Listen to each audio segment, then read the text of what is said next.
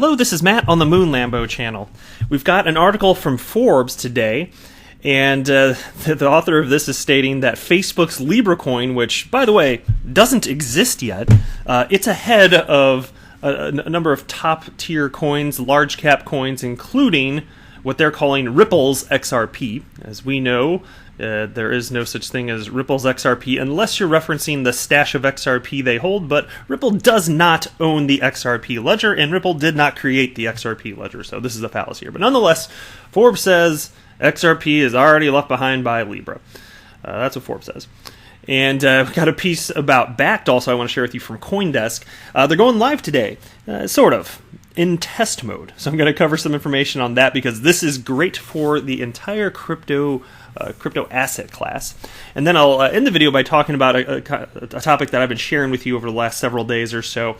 It's about validators on the XRP ledger. And I learned something new about it from a tweet that's almost a year old at this point from Ripple's CTO and also the co-creator of the XRP ledger, David Schwartz. And I found his comments genuinely fascinating. I did learn something I didn't know that it's possible. I'm going to share it with you. And then share a little bit of information from a different Ripple employee about his stance as it pertains to validators and Ripple's role maintaining the entire XRP network, as it were. But before we get going, if you would please delicately tap that like button. And if you're a fan of Ripple and XRP, subscribe. All right, in the content here. So this is the piece from Forbes. Facebook's Libra is already ahead of Ethereum, Litecoin, and Ripple's XRP. It's just XRP. Damn it, it's just XRP, right? But it says not Bitcoin. Okay, so Libra's ahead of all these other coins, even though it doesn't exist yet. Libra doesn't exist. There's just a white paper, but it's already ahead of these other coins, but not Bitcoin. Of course not Bitcoin, beloved Bitcoin. So I don't know if this... I'm going to share what he means by this, but when I see stuff like this, I'm just like, okay, another Bitcoin maximalist. I'm not sure why you're putting out this FUD. Although I will say, this time at least, it's not purely against Ripple's XRP, which is just a ridiculous claim anyway. But it's about other top coins as well, including Litecoin and Ethereum. So let me read just a little bit of this and get you caught up to speed here. Piece begins. Bitcoin has been around for a little over a decade, while its largest competitors, Ethereum, Litecoin, and Ripple's XRP, have been knocking around for between 7 and 4 years. But all save Bitcoin are already being eclipsed by Facebook's yet-to-be-launched Libra currency. So mind you, they're acknowledging, yeah, Libra doesn't exist. It's not out there. Hasn't been launched, but it's already eclipsing Ripple's XRP, as I say. The Bitcoin price has surged over recent months as interest surrounding social media giant Facebook's planned Libra project reached fever pitch, but has swung wildly as global regulators poured cold water on Facebook's ambitions. And that part is definitely true. You see Maxine Waters come down like some hellspawn, completely anti-crypto, completely anti-XRP, or not XRP, well, I'm sure she is that too. Any crypto. But definitely anti-Libra. She wants all sorts of crazy regulation, and she wants basically Facebook. The way it seems, the way that they're talking, they want Facebook to register as if they're actually a banking entity. And the fun thing, I didn't mention this on the channel yet, but did you guys hear Maxine Waters on this topic? She called, in an interview, she called Bitcoin Bitcom, which is absolutely hilarious to me. I got to get me some of that Bitcom, Bitcom. So she's trying to get Libra to stop their endeavors in terms of their cryptocurrency project, but she doesn't even know what Bitcoin's actual name is. So, yeah, not exactly an insightful individual on the topic, but nonetheless, hey, pushing for legislation, super duper. Anyway, the piece continues.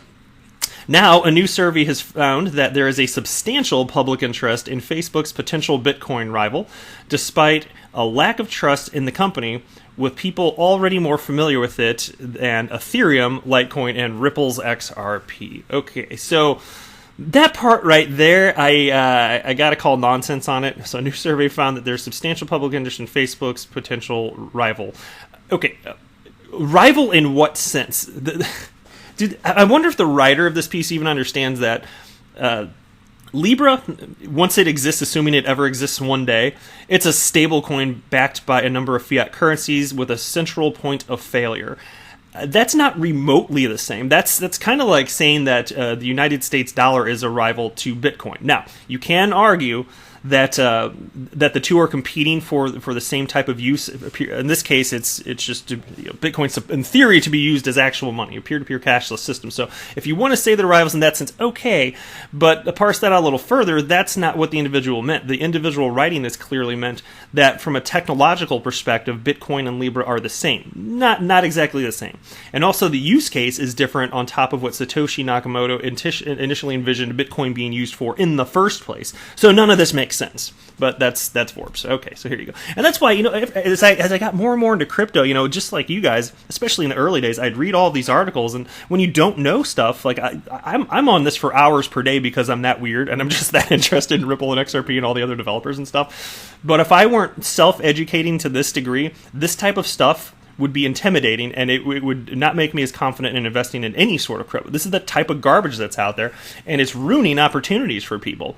Because, and this is not financial advice, but I firmly believe that there are going to be a handful of winners when it comes to the world of crypto, and I believe, based on all knowledge available today, that XRP is going to be one of those winners, and I think some of these coins are going to have market caps in the trillion, in the trillions. And I hope I'm right about XRP. I suspect I am, or else I wouldn't be putting my money in it. But I don't like the way in which they're scaring people away. It's either dishonest or they're coming from a place of ignorance, as in literally they don't know what they're talking about. Or maybe both. I don't know.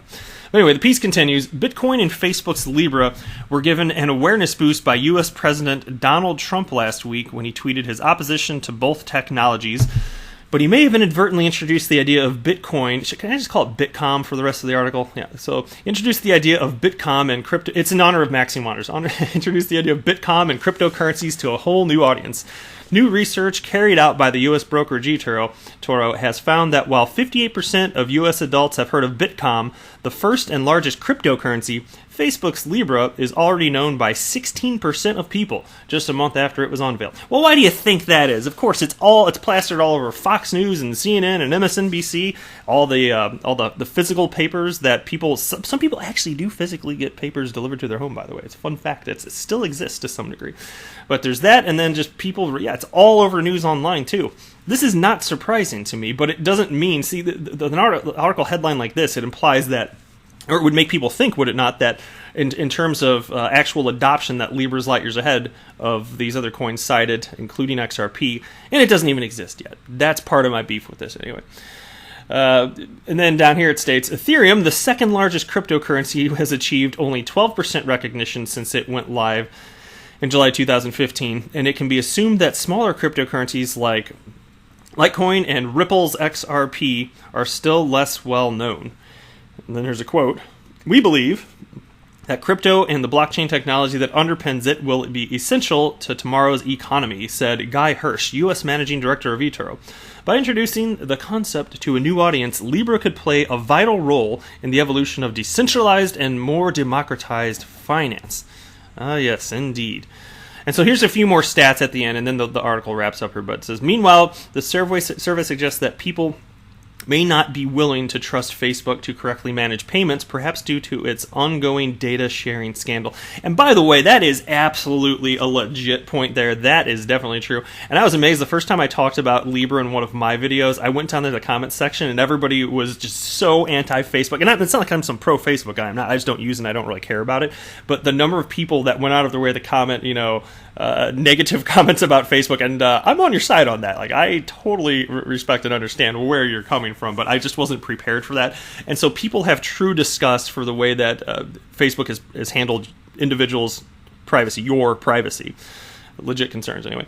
And then the piece ends by stating a little over half, 54% of respondents, out of some 600 expressed doubts over Facebook's management of their personal data, but only 17% indicated they would be willing to trust Facebook with their money the same way they trust their banks. Well, that part's not surprising at all, but that's where we're at on that. So, next piece here, this is from CoinDesk. This piece titled, Bakkt is scheduled to start testing its Bitcoin futures contracts today.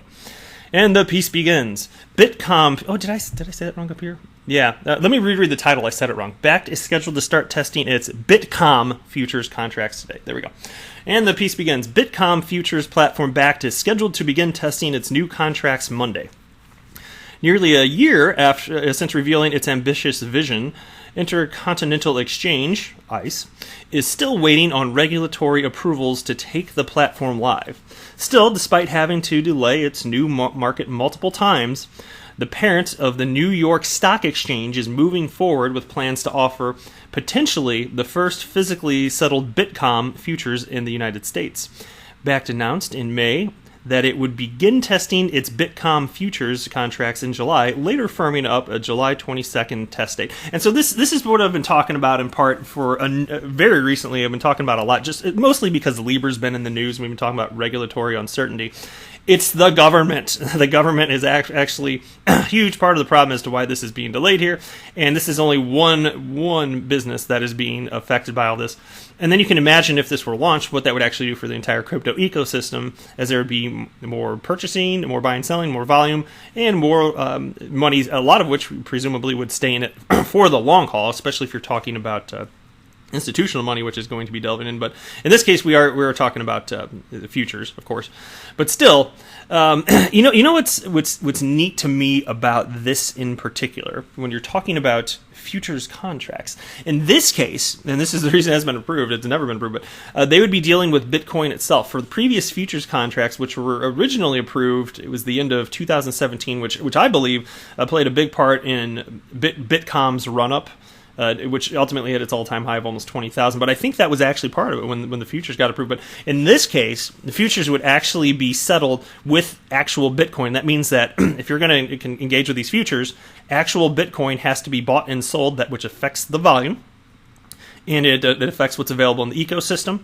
And even if bought OTC, and I've explained this in the past, even though OTC transactions don't immediately affect market rate because they're not on open exchanges, it ultimately does affect the ecosystem as a whole, as it's impossible, once that's sold to somebody else, if somebody just wants to hold it, then that Bitcom that was sold can no longer be sold off to exchanges to be sold off to the masses in the marketplace. So the whole ecosystem plays together. So even though absolutely it's true that sales over the counter, whether it's XRP or Bitcom, it doesn't really matter. In terms of like the market rate at the time, yes, it's true, it won't affect it, but big picture, a lot of moving parts, everything is affected there. Anyway, the piece continues.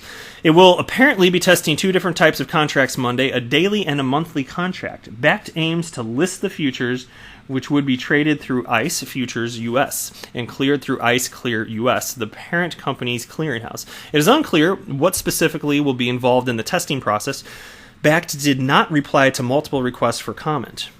The company plans to offer U.S. traders access to physically settled Bitcom futures contracts, which differ from the cash-settled futures contracts that Chicago exchanges CME and CBOE offered starting at the end of 2017. With cash-settled contracts, traders receive the cash equivalent to the contract's value when it expires, while with the physically settled contract, they receive the actual underlying commodity, in this case, Bitcom. And that's what matters. That's absolutely what matters. And so we're waiting for this type of approval, and it's going to directly impact. And so there's a couple things. It's not just what I said about it actually literally just directly affecting the availability of Bitcom and thus ultimately the market rate. But there's also a psychological thing to it, and if people realize, hey, this has actually been approved, it will, to some degree, yet to be seen, affect how people behave within the market. And this all in conjunction with the fact that we're already getting out of a bear market. It looks like most would say we're already in a bull market, at least as it pertains to the price of Bitcom, while most altcoins are kind of lagging behind to whatever degree. All right, on to the next piece here. This is about validators, and this is a piece, a couple tweets from Ripple CTO David Schwartz, who is the co-creator of the XRP ledger. Check this out. And, excuse me, I'm so sorry. I had to clear my throat there. So David, he was responding to somebody, but it doesn't matter what's before that for me to be able to make my point. So he writes, by the way, Cobalt will make it possible to compensate validators with all or a portion of fees should we wish to do that. My gut instinct is no, for three reasons, but others might feel differently. Now, I'm about to read the three reasons for you.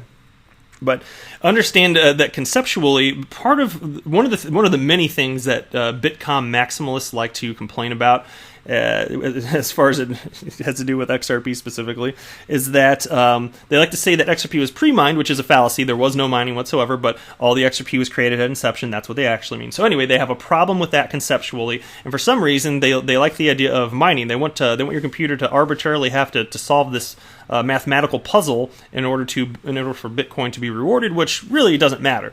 In fact, it can create incentives to act in one's own self-interest. And so that's one reason that I'm not necessarily a huge fan of mining, although it solves the double spend problem, and I'm appreciative of Bitcom pioneering the way here.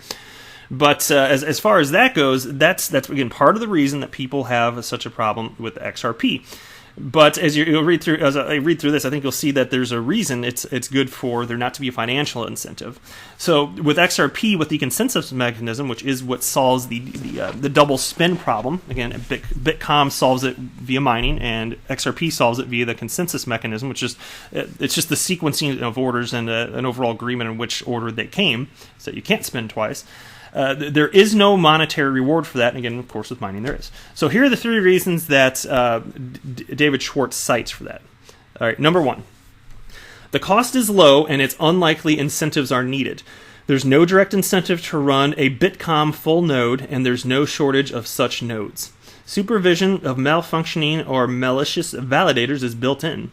So there's no need to ensure that validators are super high quality. A failing validator does nothing, and even lots failing at once is just a hiccup. Here's point 3.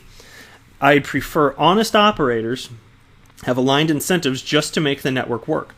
If we're splitting fees, even if you're honest and reliable, I have an incentive not to want you to be a validator because I have to split fees with you. Exactly, right? And so that's why I like this. And look, part of the reason you haven't seen a crazy number of validators all over the place, there is no financial incentive. But what I appreciate about that is, first of all, I think there's, over 1,000 validators at this point? Isn't that the right number? I think. And those engaging with the environment, they see true value without getting compensation. Those are the types of people that I want working within the ecosystem. I don't want people to feel pressure just from any sort of media or any sort of community involvement in a negative way. I just don't want people to feel like they're being strong-armed to join, or else they're just going to be looked down upon, and businesses are going to be thrown their way if they're an exchange or this or that. I don't like the concept of that. I don't like those are too, to me, those are thug tactics. I don't like it. If you want to politely encourage entities to run validators, which is what I see the XRP community doing, I don't see thug tactics. I just don't want it to get there. But that's perfectly fine, and that's why you saw BitTrue. They announced the other day they're actually, because of all the discussion within the community, they announced that they actually did launch their own validator, which is awesome. That's the type of encouragement that you want. That's very positive, and thankfully that is what we're seeing. And that's very cool stuff here. Now let me get into a little bit more on this validator stuff here. This is a tweet. This last tweet I think I read. The whole thread I'm about to read I haven't covered before, with maybe the exception of this first one, but a Ripple employee named Nick Bugalis responded, and I wanted to share some of his thoughts with you. But Galgatron wrote, this is precisely why he's referring to Tiffany Hayden, who brought up this whole subject in the first place, basically, about validators. But this is precisely why Tiffany's comments are so damaging. The absolute worst case scenario right now is all of Ripple's servers go down, simultaneously halting the network until the remaining validators can remove the Ripple service from their list 5 minutes. So he's saying it's a 5-minute repair. And Galgatron's opinion, again, is that's basically the worst case scenario as it pertains to Ripple's power over the XRP ledger, which really they don't have power. They don't have any special, just because they own a bunch of XRP, they don't have any special rights, they don't have any special permissions over the network. But anyway, Nick Bugalis responded, and he's the Ripple employee. He wrote, "No, that's not the worst case scenario, and that you think it is highlights just how skewed your thinking on this is." And by the way, I've seen back and forth from them before, and things can get contentious between them. So just keep that in mind as I'm reading this, and I'm not picking sides. And then somebody named Fabian responded, so what is the worst case scenario then? And Nick responded, that people get complacent and assume that someone else will do things. And then he has 3 little comments here. One is, why bother running a validator? Someone else will. Why bother monitoring validators? Someone else will. Why bother developing tools? Someone else will. And I totally get what Nick's saying and where he's coming from, and that those are legit concerns. Like the fact that somebody could think along those lines, totally get it. But I still always go back to, if the network itself is valuable enough, then it will thrive under its own merits. And if there isn't enough value of the network for people to see that on their own and jump on board and run validators, then it doesn't deserve to exist anyway. That's my personal opinion on this. And maybe Nick doesn't share that. I don't know if Galvatron does. That's just my personal opinion on this. I just don't want people strong-armed. If it is valuable, and it is, thankfully it is, that's why people are running validators, and you're going to see more, I suspect, over time, then, hey, everything's hunky-dory. Anyway, somebody else responded to Nick named JPGT1. And they wrote, isn't it natural that Ripple have the highest profile in all of the above? They have the most to gain. Doesn't mean others don't also have a stake, but not big as yet. Not as big as yet. That's not a proper sentence. That's okay. Making this an issue of community is wrong. Making this an issue of commercial and self-interest is right. And Nick responds, Ripple does have a high profile, commensurate to its contribution to the network. This isn't about the community, it's about driving home the point that if you rely on the XRP ledger, you need to ask yourself what you can do to promote its long-term health and robustness. I think most of that's going to be, you see individuals running the validators, but I would expect over time that more business entities are doing it. And there's also no magical number, the correct number of validators for it to be sufficiently decentralized. But I mean, it seems to me that there's so many right now that there isn't a reasonable concern about decentralization. So I don't know what the arbitrary number would be to say, okay, yeah, it's sufficiently decentralized, but I think we're there. Doesn't it feel like that? I don't really see these big concerns. I think we're pretty well there. And so I don't feel like people should be having to ask themselves just because they're holding XRP if they should be running a validator. Most people probably have no business even considering that. You know, can you imagine if everybody was expected to, this is just my opinion, but if everybody was expected to ask themselves because they purchased some XRP and they're in the community now, what, I need to run a validator? Should I have to run a validator? How can I contribute? That's not reasonable or realistic. For some people, like, this is a big part of my life because I made it a hobby because I happen to have that level of passion because I'm a weirdo. But I don't think it's reasonable to have that expectation of other people. And I personally don't run a validator. I don't know if I ever will, but I care. And hopefully me even just running this channel shows that I care enough to like try and participate and steer people in what I believe is the right direction in terms of conceptually understanding XRP and the ecosystem at large. But I don't know. I guess I just look at it a little bit different than Nick. I respect his opinion, certainly. I respect him tremendously, and I appreciate what he's done for Ripple and XRP. But on that point, I just I don't know. I don't think it's fair to expect people to ask that question of themselves. So I differ a little bit there. And then the last thing that I wrote here.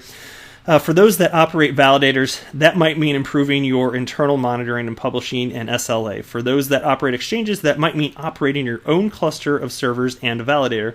Don't settle for Ripple run/monitor stuff. It's all good. Yeah, and I don't want complacency, but again, it still goes back to what I said, which is if the network is valuable enough and people want it to exist, it's going to exist. And so no need to guilt people or strong-arm people. That's still my stance. And then the last thing I'm going to say here, this is just a quick comment, really, and then I'll wrap up the video. But this is from Crypto Maniac 101. And so we may be in a bull market route now with Bitcom in particular. But this tweet states, XRP is officially 19 months into bear market. And I wanted to use this as an opportunity to remind you that historically, and it doesn't mean history will repeat itself, but I suspect it will. We'll see. Historically, XRP has long periods of trading within a narrow band, and it's the least correlated asset to Bitcoin within the top 10 cryptocurrencies. It just is.